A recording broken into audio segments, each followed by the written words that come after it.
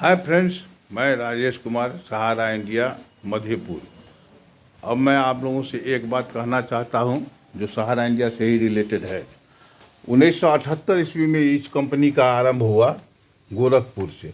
बाद में इसका हेडक्वार्टर लखनऊ आ गया और 1978 से आरबीआई के अंदर में ये रहने वाली कंपनी 1999 मतलब 96 तक 1996 तक आरबीआई के अंदर में रही और 96 के बाद इसे आरबीआई से हटना पड़ा मजबूरीवश, जिसको भारत सरकार के सेबी विभाग से इसको रजिस्ट्रेशन लेना था और इसने सहारा इंडिया का रजिस्ट्रेशन सेबी विभाग से करवाने के लिए गया, किंतु वहाँ रजिस्ट्रेशन नहीं किया।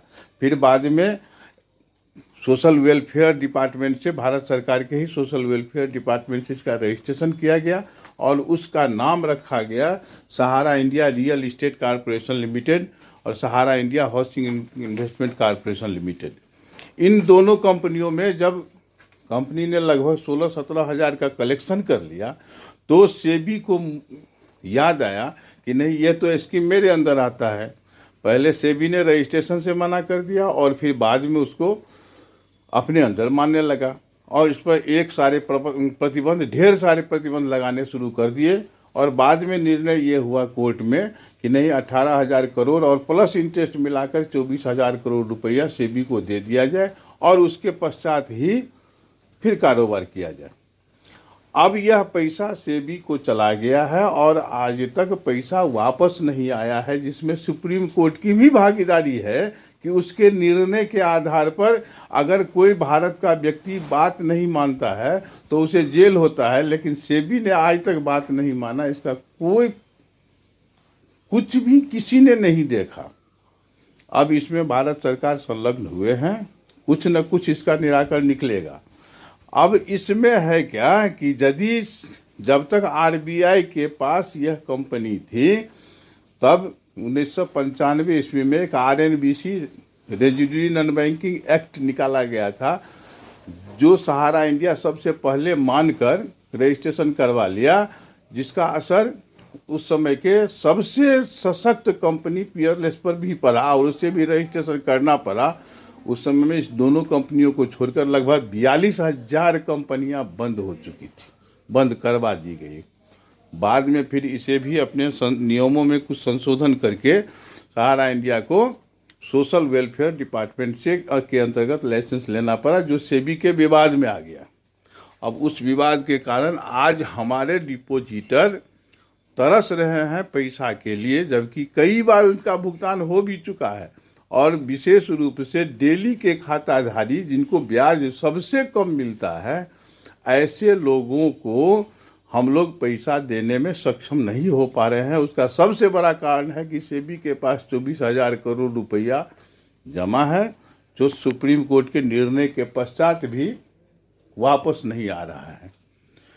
अब इसमें सबसे बड़ा दोष हम तो समझते हैं कि सरकार का है कि आज विजय माल्या किसी भी कंपनी से पैसा लेकर फरार हो गया, कुछ भी नहीं हो रहा है। आज नीरव मोदी या अन्य कई ऐसे करोड़ों अरबों रुपया घोटाला करके ले जा चुके हैं, कोई अंतर नहीं पड़ा।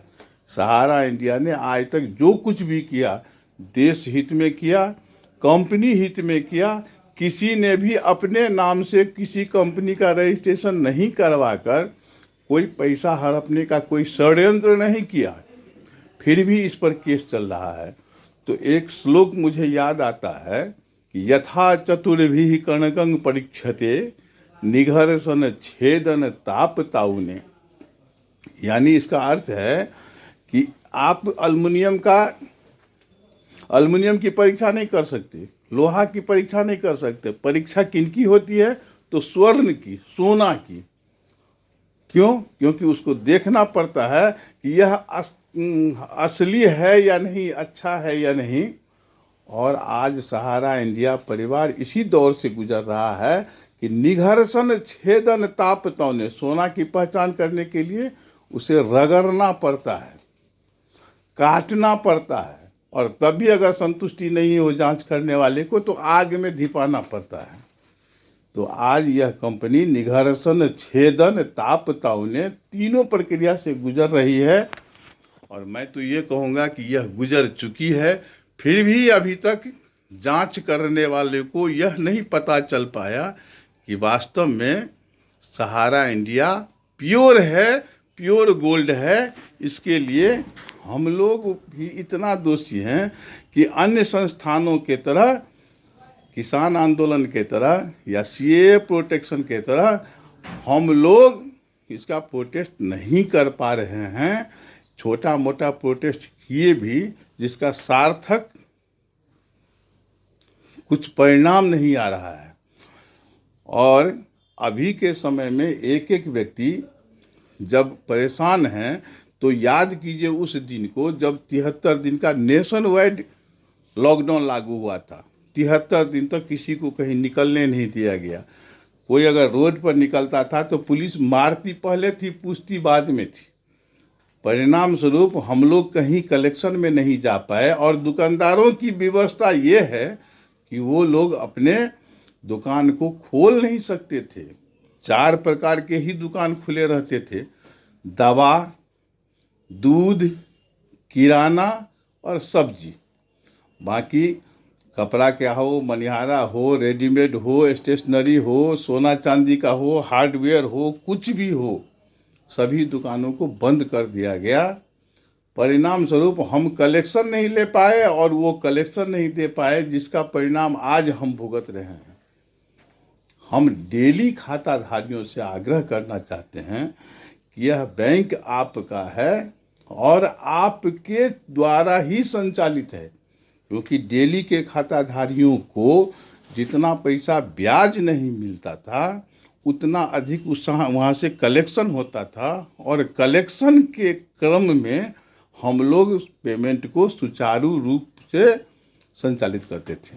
हम लोग क्या हैं? हम लोग तो मैनेजर हैं, मैनेज करते हैं। हम एजेंट हैं, हम कलेक्शन करके लाते हैं।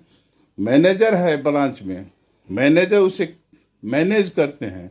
इसी में से कुछ फंड पेमेंट करना, कुछ फंड कमीशन में जाना, कुछ सैलरी में जाना, जो बचा कंपनी को प्रति माह भेजा जाता था। हम ये नहीं कह सकते कि यह दोष डेली के जमाकर्ताओं का है कि डेली के जमाकर्ताओं ने डेली का खाता खुलाना बंद कर दिया इसलिए ये स्थिति हुई।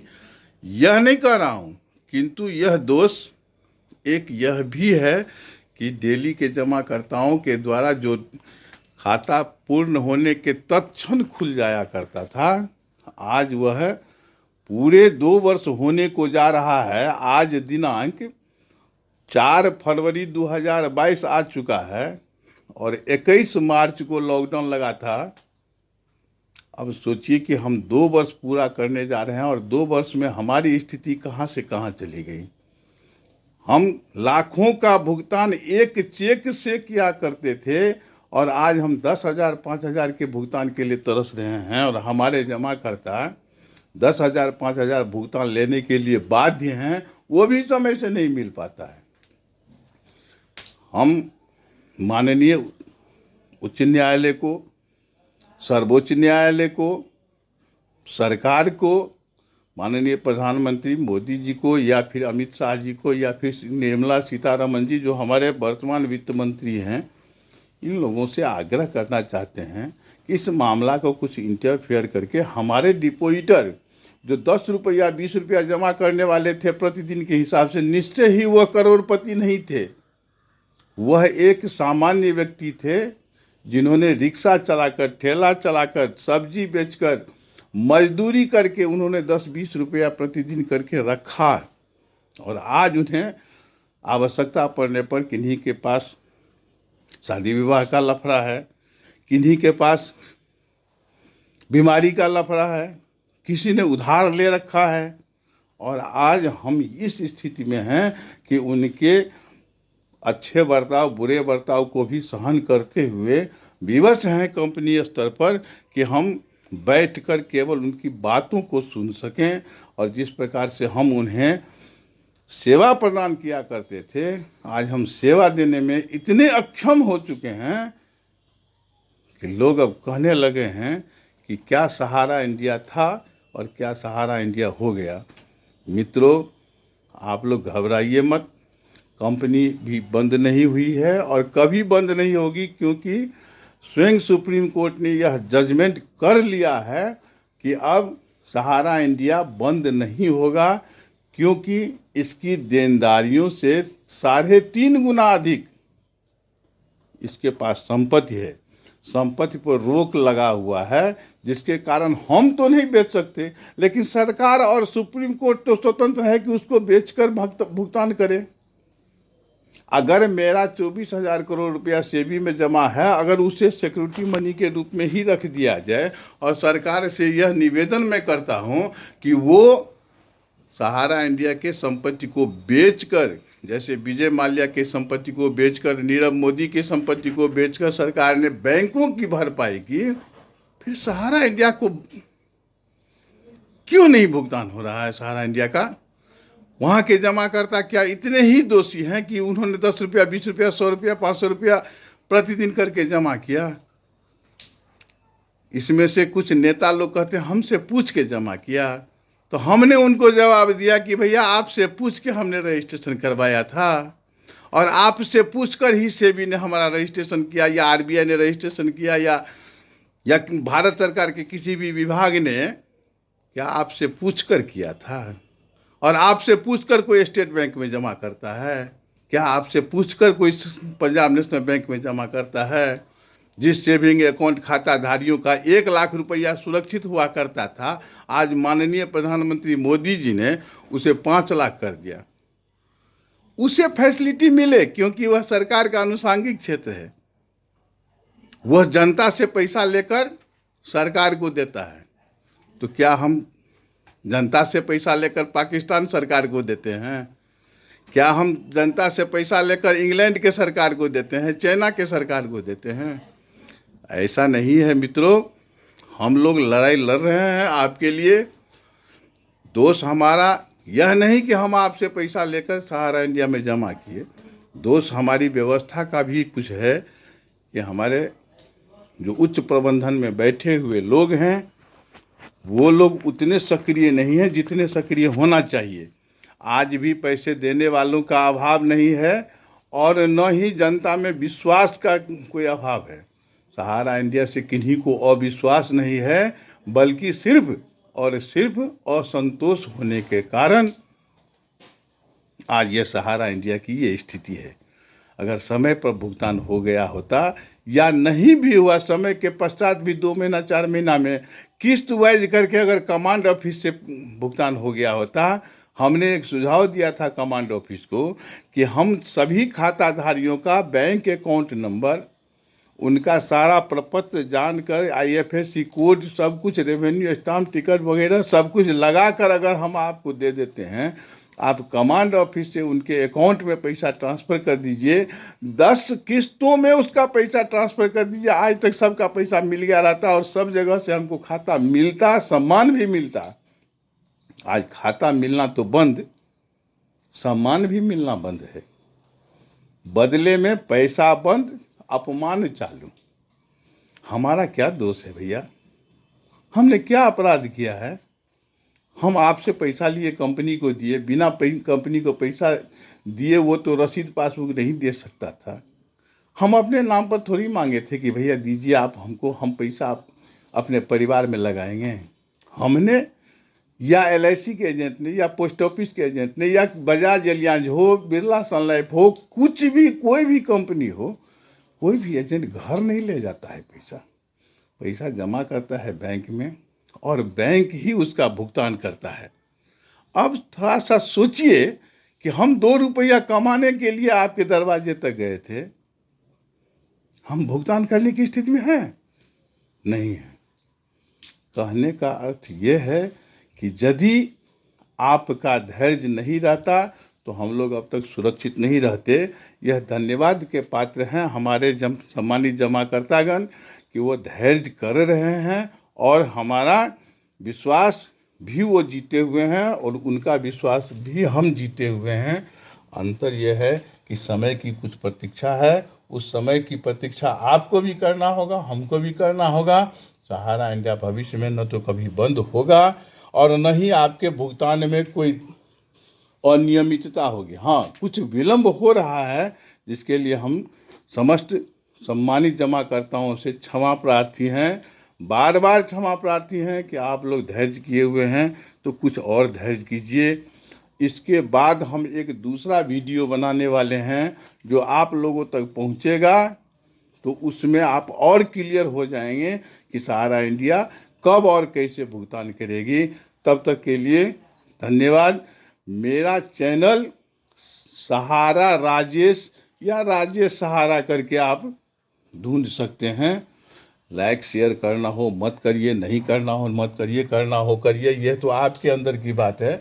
किंतु मैं आप लोगों से इसलिए ये बात कर रहा हूँ ताकि आप वस्तु स्थिति को समझ सकें और हम लोगों पर कुदृष्टि न करके, वैमनस्यता न करके आप कुछ सहयोग करें, ताकि हम लोग शान से आपके दरवाजे तक जा सकें, सम्मान से आपसे बात कर सकें, निर्भय होकर हम आपसे बात कर सकें।